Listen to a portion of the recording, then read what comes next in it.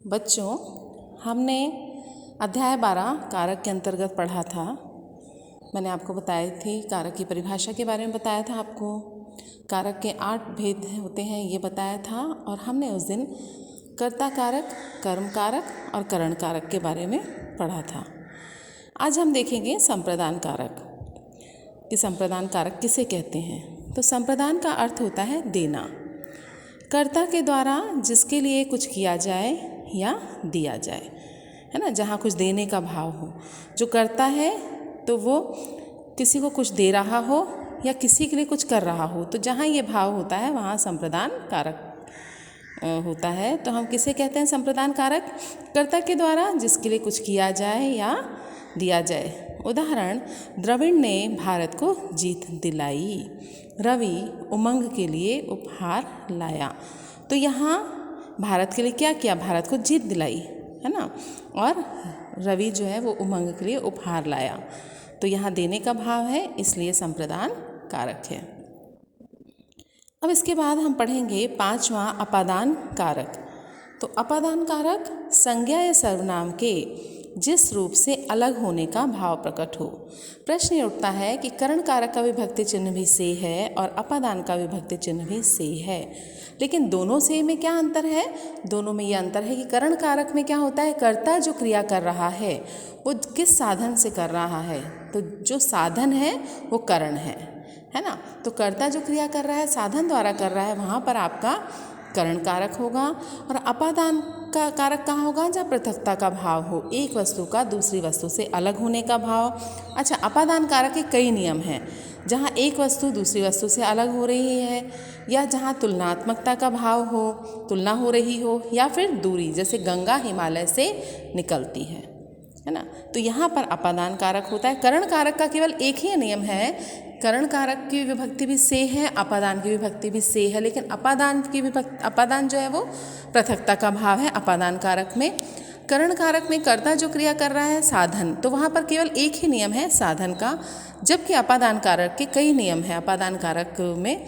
कि पहला तो पृथकता का भाव, एक वस्तु का दूसरी वस्तु से अलग होना, जैसे बच्चा छत से गिरा, पेड़ से पत्ता गिरा, यानी एक वस्तु दूसरी वस्तु से अलग हुई।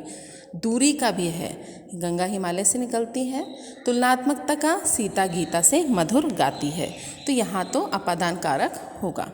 उसके बाद हम पढ़ते हैं संबंध कारक। संबंध कारक क्या है? कि जहाँ पर किसी संज्ञा या सर्वनाम का दूसरी संज्ञा या सर्वनाम से संबंध बताने वाले रूप को संबंध कारक कहते हैं। उदाहरण, माधुरी की ड्रेस सुंदर है ना। तो यहाँ पर क्या है? संबंध की ड्रेस और माधुरी में। और संबंध किसने बताया? की। संबंध कारक का विभक्ति चिन्ह होता है का, के, की, रा, रे, री, है ना। ये तो संबंध कारक में किसी संज्ञा या सर्वनाम का दूसरी संज्ञा या सर्वनाम से संबंध बताया जाता है। अब है अधिकरण कारक। अधिकरण कारक में क्या होता है? क्रिया के होने के स्थान और काल का बोध कराने वाले। अधिकरण में का विभक्ति चिन्ह है में, पे, पर। जो क्रिया हो रही है उसका आधार क्या है, ठीक है ना। वहाँ पर ये थोड़ा सा इसमें आपको चेंज बताया गया है। जबकि अधिकरण कारक में क्या होता है कि जो क्रिया के, जहाँ पर क्रिया के आधार का बोध आपको होता हो, जैसे भंवरा फूलों पर मंडरा रहा है। ये एक मैं उदाहरण बता रही हूँ कि भंवरा मंडराने की क्रिया कर रहा है, लेकिन उसका आधार क्या है? फूल है। तो यहाँ पर आपका अधिकरण कारक होगा, ठीक है। पुस्तक मेज़ पर रखी है, रखने का भाव है, और पुस्तक कहाँ रखी है? मेज़ पर। तो आधार क्या है? मेज़ है। तो थोड़ा सा आपको अधिकरण कारक आपकी बुक में है, इसे थोड़ा सा आपको अलग मैं बता रही हूँ, है ना। इसमें क्या दिया हुआ है आपकी बुक में कि क्रिया के होने के स्थान और काल का बोध, जबकि थोड़ा सा फर्क है। अधिकरण कारक क्या होता है कि कर्ता जो क्रिया कर रहा है, क्रिया का आधार क्या है। जैसे मैंने बताया कि भंवरा फूलों पर मंडरा रहा है ना। तो भंवरा फूलों पर मंडरा रहा है, तो यहाँ पर क्या भाव है? मंडराने का भाव, यानी कौन सी क्रिया हो रही है? मंडराने की। तो आधार क्या है? फूल है, ठीक है। उसी प्रकार से आपका अब हम पढ़ते हैं आगे संबोधन कारक। तो संबोधन कारक में क्या होता है कि जब किसी को बुलाने या पुकारने का ज्ञान हो तो वह संबोधन कारक कहलाता है। जैसे, हे प्रभु मुझे बचा लो, अरे लड़के इधर आओ, है ना। तो यहाँ संबोधन हो रहा है ना, किसी को हम पुकार रहे हैं। तो जब किसी को बुलाने या पुकारने का ज्ञान हो तो उसे संबोधन कारक कहते हैं। अब मैंने आपको करण और अपादान में अंतर बता दिया। कर्म कारक और संप्रदान कारक का में भी दोनों का विभक्ति चिन्ह कर्म कारक का क्या है कि कर्म कर्ता ने कर्म को, और संप्रदान का विभक्ति चिन्ह भी को के लिए है। लेकिन दोनों में फ़र्क है। कर्म कारक में क्या होता है, कर्ता जो क्रिया कर रहा है उसका प्रभाव किस पर पड़ रहा है, वो कर्म होता है ना।